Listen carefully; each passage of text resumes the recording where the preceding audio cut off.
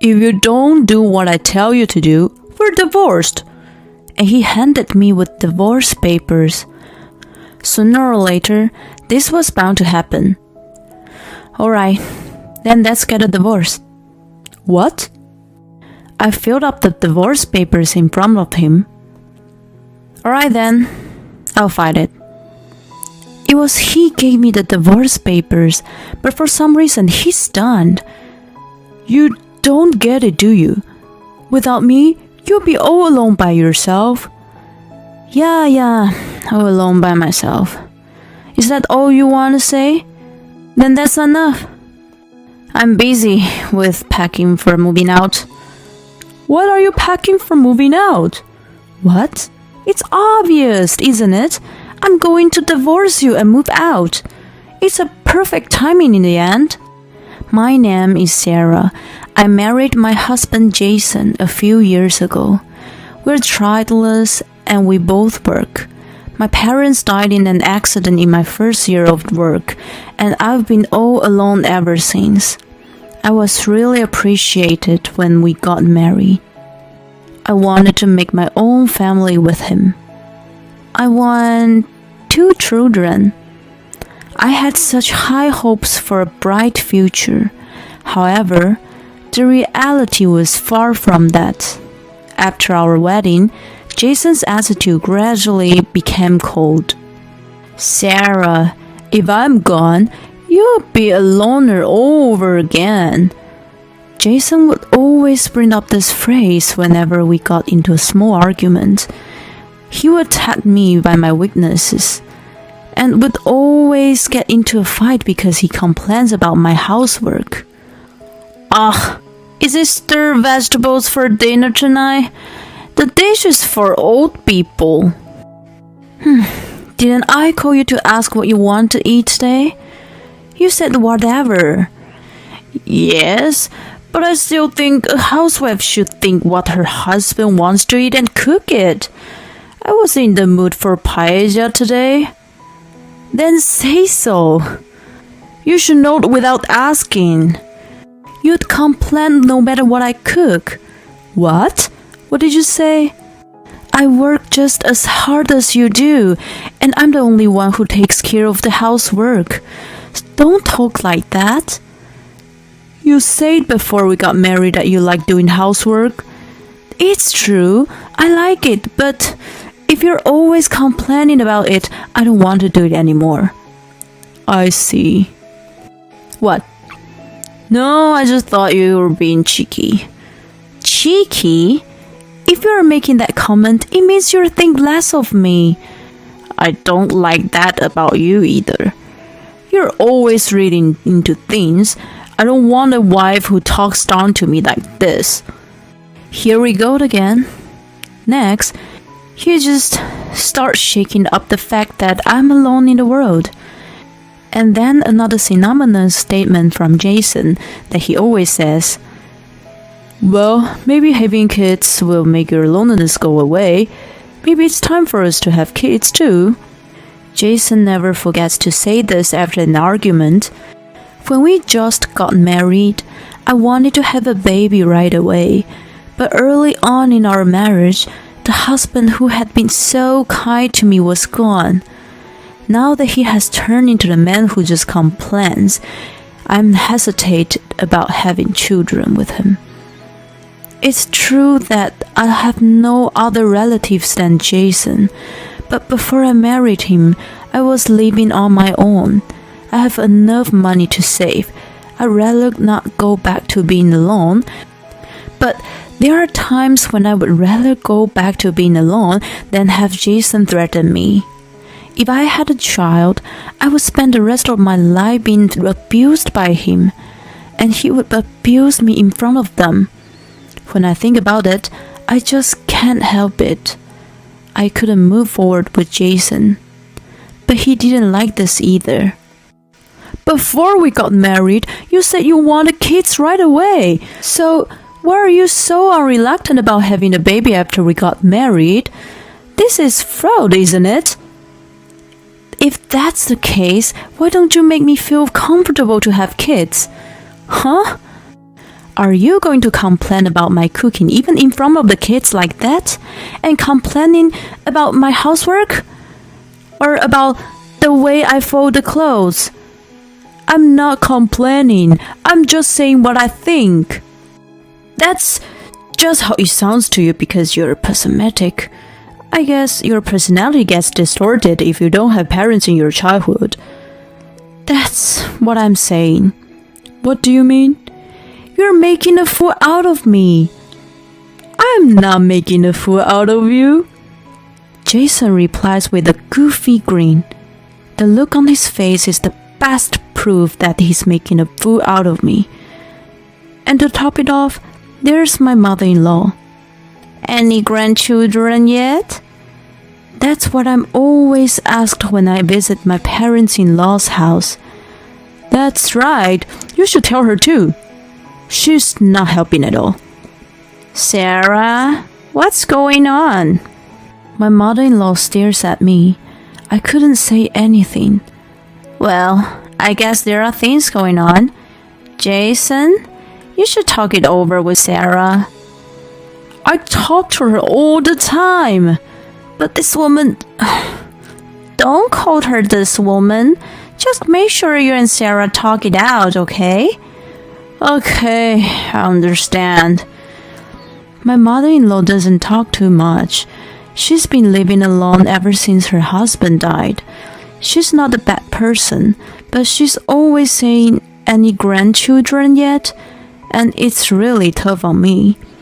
I can tell she's really looking forward to it, so I could never tell her that. I'm not sure if I want to marry your son because of his personality. I had no choice but to keep my mouth shut. Then my mother-in-law had an accident. I got a call from Jason and left work early to rush to the hospital. I guess I arrived early than he did. I'm sorry for disturbing you. Mother, are you alright? I'm fine. As you can see, I'm well. It's just that, I broke a bone in my leg. Oh my god, you don't have to cry like that. I just burst into tears. I'm sorry. I was afraid I might also lose you by an accident. I was so worried on the way here. Oh, well, I guess he didn't tell you well. I'm sorry I made you worried. I'm sorry you had to remember what happened to your parents. This was the first time my mother-in-law and I talked about a lot of things. You should go home now. No, but I'll wait for Jason to come. I'll go home with him. Then my mother-in-law sighed. He's not coming, so you can just go home. That's not true. I'm his mother, I know. It's sad, isn't it? And my mother-in-law was right. He didn't show up even after visiting hours. When I came home, he was watching TV. What are you doing? What do you mean? You called me to tell that your mother had an accident today, didn't you? So why did you come to the hospital? Oh, I thought you were going. One is enough, right? She's alive anyway, right? Then it's not a big deal. She's the only mother you have, right? Shut up. Just make me some food. I'm hungry. You haven't eaten? Of course not. Why should I spend my own money when you're going to cook? I am not doing it. I'm not cooking. I'm going to bed. Don't you dare talk to me like that. You know, if you make me angry, you'll divorce me, right? Then do it.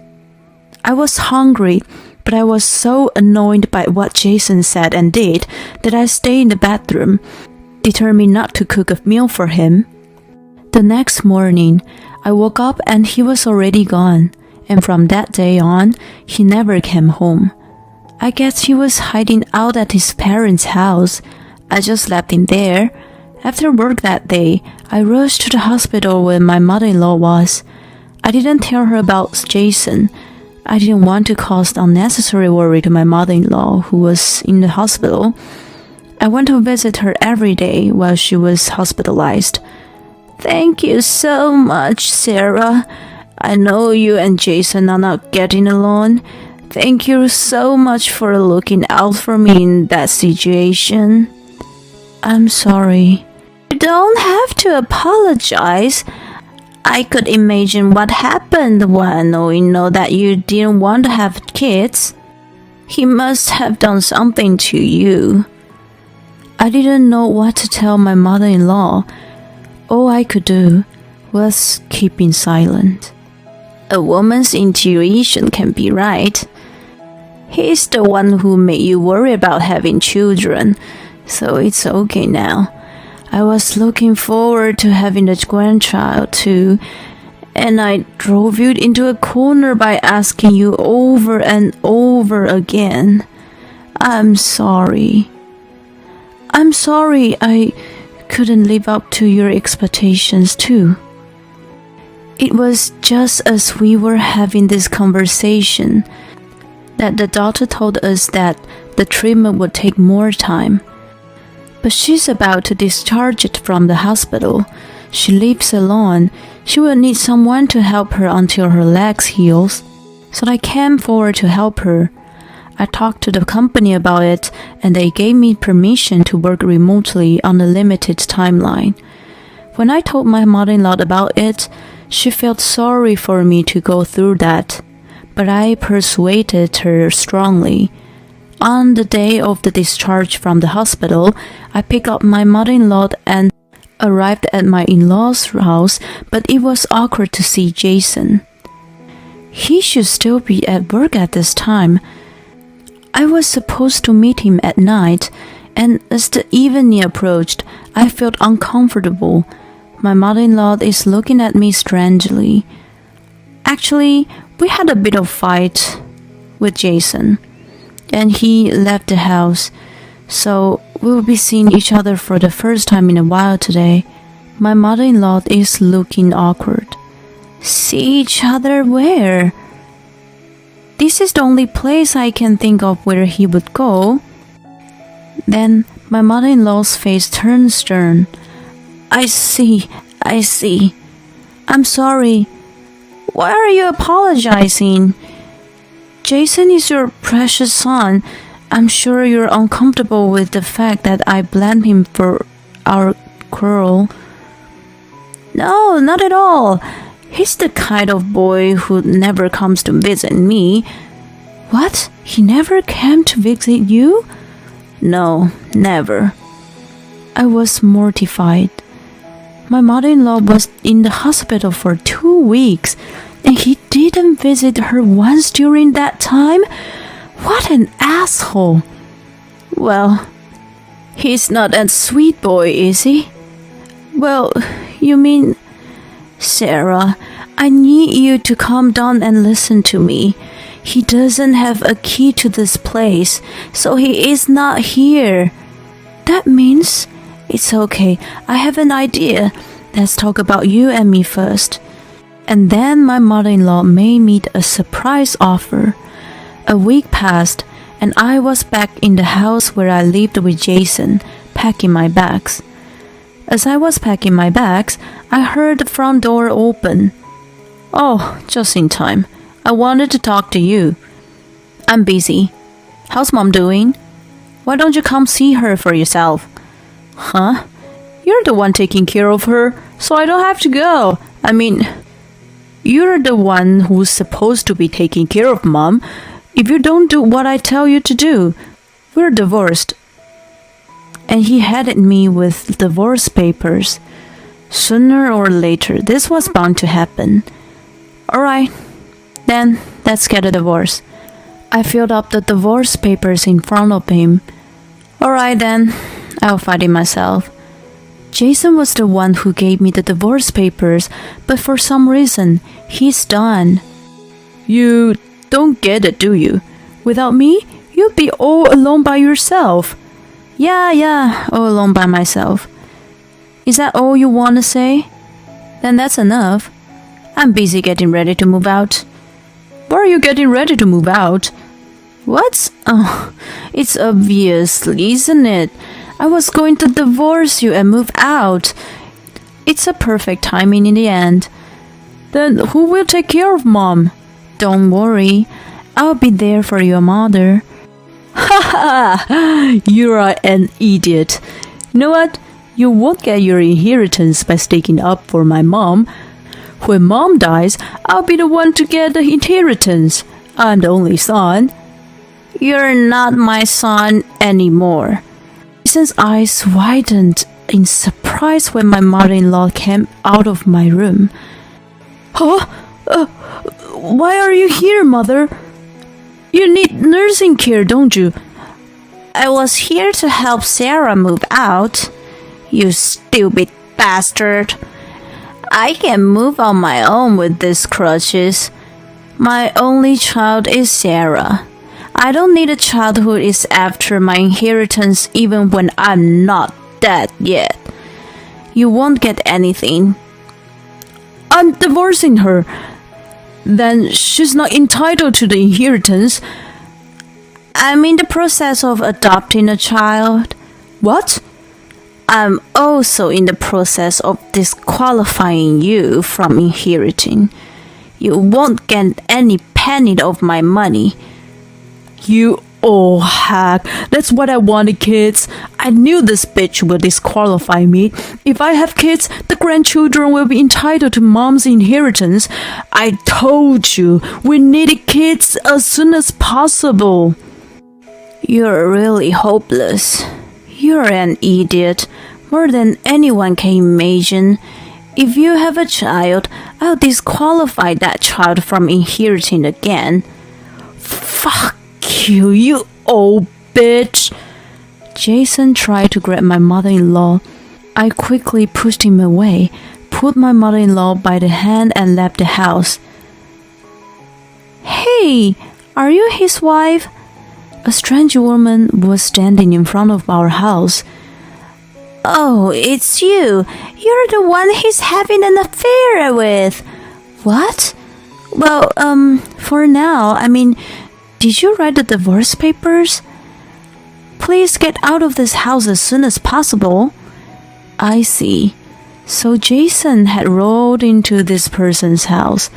I was surprised by the woman's sudden visit, but I had zero feelings about Jason's affair. I was rather excited that I could get alimony for this. And then Jason came after us. He flinched when he saw the face-to-face with his girlfriend. You're the one who made her wait here. So, you were having an affair. Thank you. I'll make sure I get my alimony. Jason stood there stunned. My mother-in-law and I get into the car and drove away with him standing there. Then we went to the city office and filed the divorce papers. After that, I demanded alimony from both of them as I had declared. They made excuses, but their intense relationship was easily exposed through the free-spirited girlfriend's social media. They both transferred large sums of money to me. The cheating partner was after my mother-in-law's inheritance. She disappeared from my ex-husband's life as soon as she found out that he was not going to get his inheritance. I guess they were very much alike, both after money. And Jason came to my parents-in-law's house many times to try to get back together, but his mother refused to see him. I blocked his contacts early on, so he couldn't call me. A couple of times he called me from an unknown number, but I don't have to deal with unknown number.